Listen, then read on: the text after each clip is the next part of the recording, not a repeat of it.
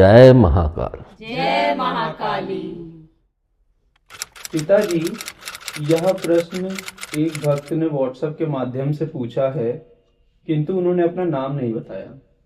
उनका प्रश्न यह है कि आजकल सब कहते हैं कि अपने शास्त्रों के अनुसार विवाह दिन में ही होना चाहिए, सूर्यास्त के बाद कोई भी शुभ कार्य नहीं किया जाता। ये तो अंग्रेजों के समय छुप के विवाह करना पड़ता था तो लोग रात को करते थे, फिर वहां से यह प्रथा चली आ रही है। तो क्या यह सत्य है? और क्या विवाह के बाद जो दाम्पत्य में नोकझोंक होती है उसके पीछे यह भी एक कारण है? वैसे देखा जाए तो वैवाहिक परंपरा एक ऐसी परंपरा है जिसका निर्वाह सभी धर्मों में होता है। जब एक स्त्री और पुरुष मतलब दो आत्माएं एक होती हैं तो उनके एक होने के लिए एक परंपरा का निर्वाह किया जाता है। और जो आपने कहा कि अंग्रेज़ों के कारण छुप के विवाह, इसका तो मुझे ज्ञान नहीं है, लेकिन मैं इसको समझता हूँ कि शायद रात्रि में की रोशनी में लोग नाचते हैं, कूदते हैं, उछलते हैं, तो रात्रि में लोगों के अंदर एक उत्साह होता है जिसके कारण धीरे धीरे लोग रात्रि में ही वैवाहिक परंपरा का निर्वाह करने लगे।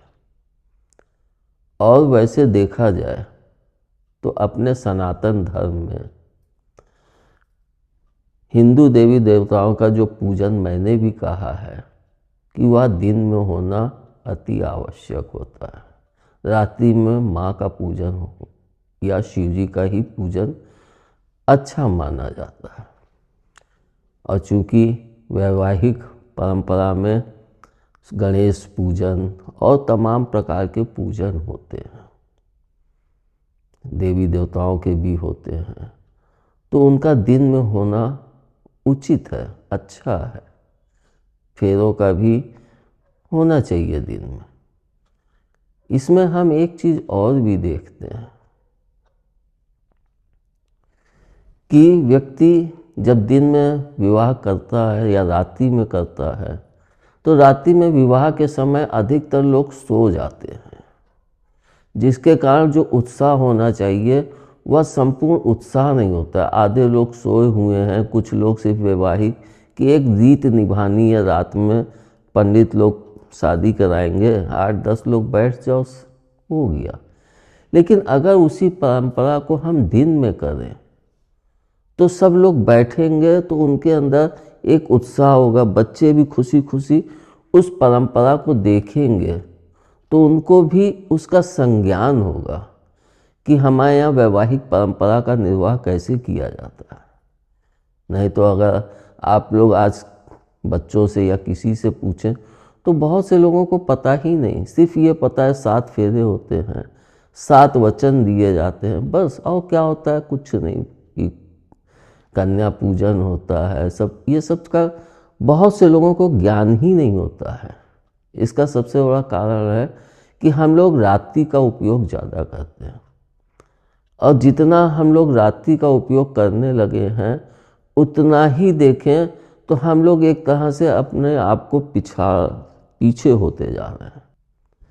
जबकि कहा भी गया है कि प्रभु ने दिन में प्रकाश, सूर्य का प्रकाश है, रात्रि अंधकार है। लेकिन वैवाहिक संबंध जब दो आत्माओं का मिलन, एक संबंध बन रहा है, तो हम अंधकार क्यों चुन रहे हैं? उसके लिए तो हमें प्रकाश चुनना चाहिए। और जब हम प्रकाश में विवाह करते हैं तो वह हमें प्रकाश की ओर ही ले जाता है। लेकिन जो लोग परंपरा चल रही है तो उसको चला रहे हैं।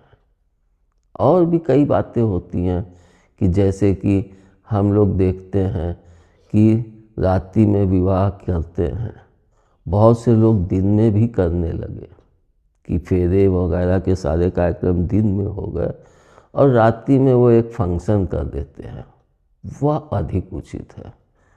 उसका सबसे बड़ा कारण यह होता है कि हम दिन में फेरे वगैरह अच्छी कुशलता पूर्वक सब कुछ दिन में हो गया, उसके बाद रात्रि में जब भोज तो उसमें हम डांस भी करें, उसमें रोशनी हो, भोजन सबको इनवाइट करें, तो एक खुशी का प्रवाह उसमें जब फैलता है तो वह अच्छा लगता है। तब वहाँ पे डांस भी हो, सब कुछ उचित रहता है। लेकिन जिस समय शादी की परंपराएं निर्वाह की जाती हैं उस समय तो शांति और लोगों के अंदर एक प्रसन्नता, खुशी होनी चाहिए। जबकि हमने कई शादियों में देखा है कि ठंड भरी रात में विवाह का कार्यक्रम चल रहा है, लोग ठिठुरे जा रहे हैं, लेकिन रात में परंपरा का निर्वाह करना है तो लोग बैठे हुए ठिठुर रहे हैं। और वही अगर दिन में हो तो हम लोगों को कितनी चीज़ों से बचत हो जाएगी।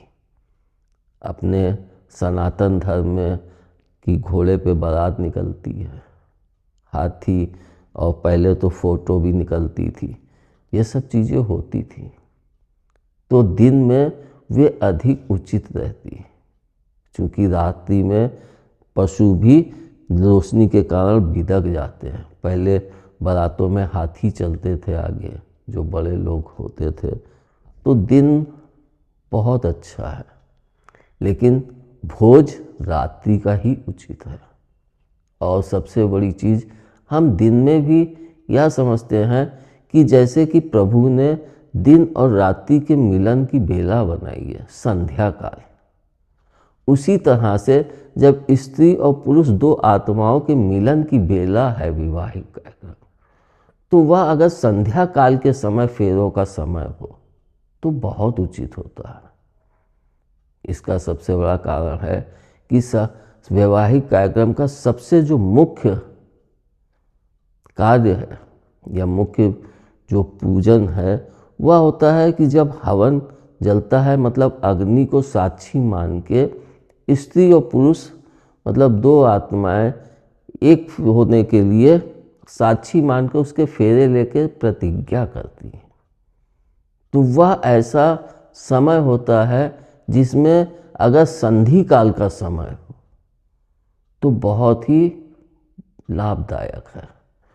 और अधिकतर मैंने देखा भी है लोगों के, जैसे कि विवाह में रात्रि में भोजो चल रहा है तो 12 बज गए, 1 बज गए, अब उसके बाद शादी के कार्यक्रम होते हैं, तो जो बहुत खुश नसीब होते हैं तो सवेरे की संधि काल के समय फेरे होते हैं, तो वह बहुत उचित हो जाता है।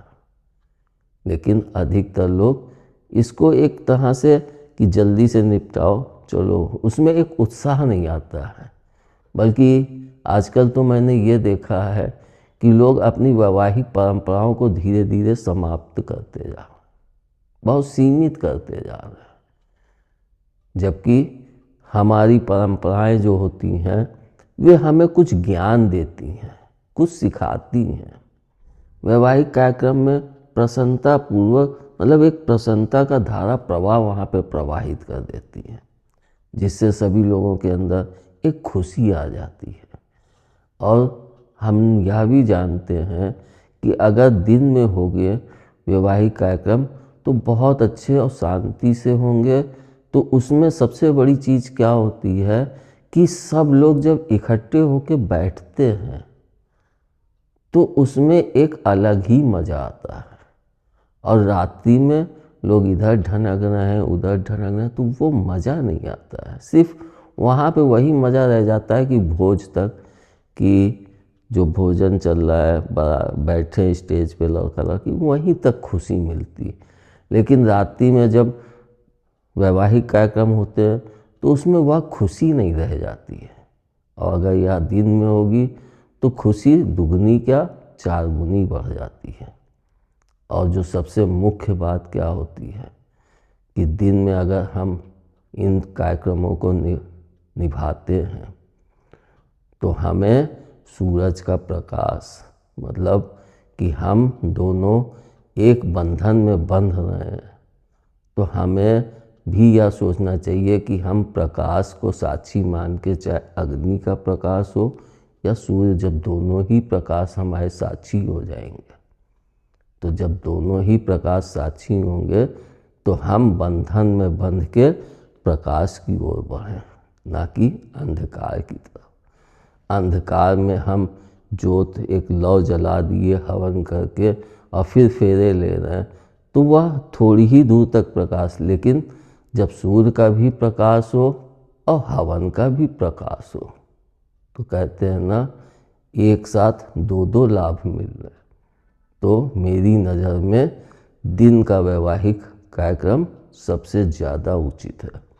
और यह भी मैंने देखा है कि जैसे सत्यनारायण का पूजन हो या गणेश जी का पूजन हो, जितने भी देवताओं के पूजन होते हैं, और सबसे बड़ी चीज़ आप देखिए, पूर्णमासी होती है तो उसका पूजन दिन में करते हैं, लेकिन वही अमावस्या का पूजन होता है तो वह रात्रि में किया जाता है।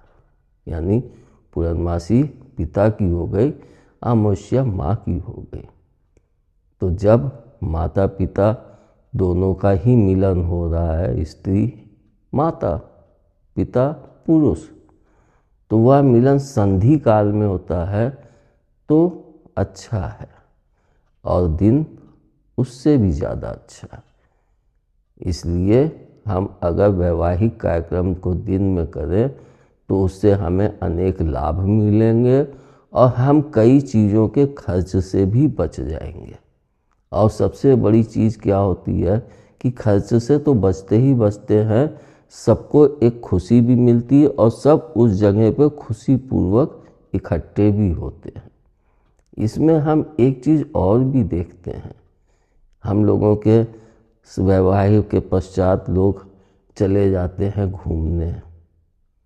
तो इसको भी मैंने जो समझा कि व्यक्ति, स्त्री पुरुष जब तक एक दूसरे को अच्छे से समझ नहीं लेते हैं तब तक उनका घूमने जाना उचित नहीं लगता है।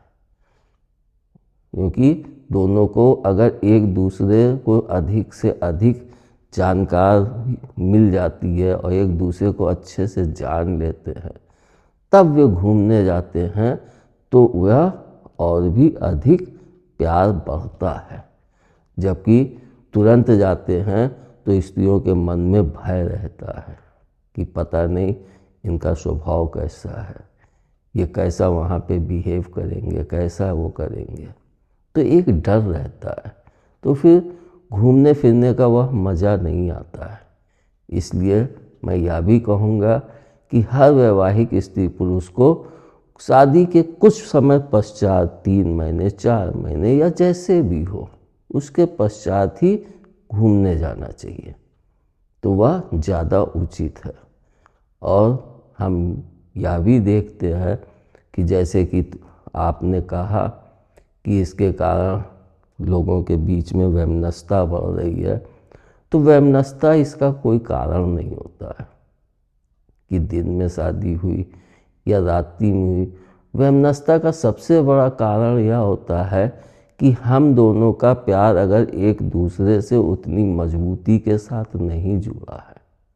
अगर आप अपनी पत्नी को पूर्ण रूप से प्यार नहीं दे रहे हैं या पत्नी आपको नहीं दे रही हैं, तो आप चाहे दिन में करें या रात्रि में करें, यह आपके स्वभाव पे ही निर्भर होता है कि आपका स्वभाव है कि आप 22 तरफ देखते हैं, तो आप एक तरफ कभी टिक ही नहीं पाएंगे।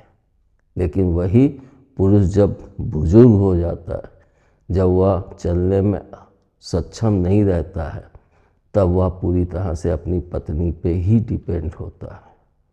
इसलिए हम विवाह के पश्चात ही अगर अपनी पत्नी के ऊपर डिपेंड हो, अपना सारा ध्यान अपनी पत्नी पे ही दें, तो हमारा वैवाहिक जीवन अधिक सुख व लाभदायक हो जाएगा और घर में भी प्रसन्नता फैलेगी।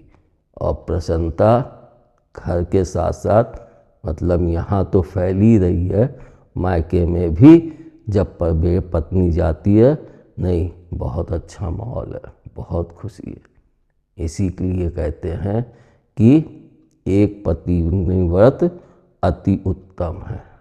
अगर आप एक पत्नी व्रत लेके चल रहे हैं तो अपना संपूर्ण ध्यान भी अपनी पत्नी पे ही करें, जिसको हम देखते भी हैं कि जिस समय जानकी जी वाल्मीकि आश्रम में गई थी तो रामचंद्र जी ने भी बिस्तर त्याग दिया था और वे राजमहल में ही नीचे ज़मीन पे ही सोते थे कि हमारी पत्नी धरती पे सोती है तो मैं कैसे सो जाऊँगा।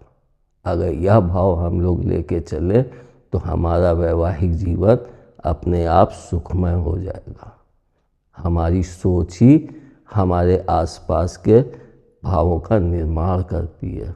अगर हमारी सोच अच्छी होगी तो हमारे घर परिवार में खुशियाँ बिखरेंगी, और अगर हमारी सोच नहीं अच्छी है तो हम चाहे जितनी भी कोशिश कर लें, घर में कभी भी खुशियों का प्रवाह नहीं हो सकता है। धन्यवाद। जय महाकाल। जय महाकाली।